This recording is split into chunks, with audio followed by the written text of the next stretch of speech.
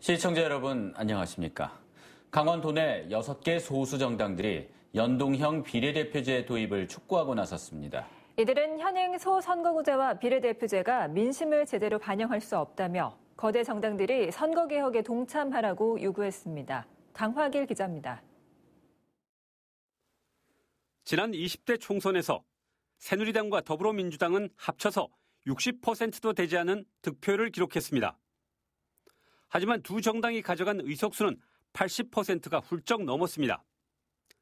국민의당은 27%를 얻고도 의석은 12%, 정의당도 7%를 득표했지만 의석은 2%에 불과했습니다. 지난 6월 지방선거도 마찬가지입니다.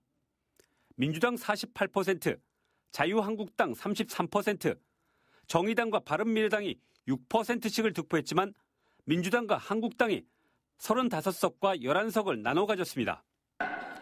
비례대표 득표율이긴 하지만 실제 득표율과 의석수 배분은 큰 괴리를 보이고 있습니다.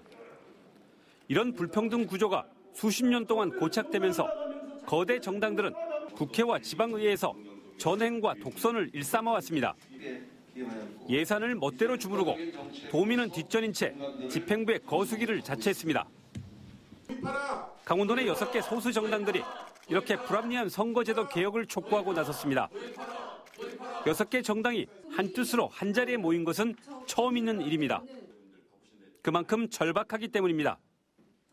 현행 선거제도는 승자 독식 중심의 구조를 띠고 있어서 표의 등가성을 깨뜨리고 민심을 충분히 반영하지 못하는 등 상당히 많은 문제점을 내포하고 있다. 이들은 대안으로 연동형 비례대표제 도입을 요구하고 있습니다. 연동형 비례대표제는 정당 득표율에 비례 의석을 배분합니다. 이래야만 국민들의 수많은 이해관계와 요구를 제대로 반영할 수 있다는 겁니다.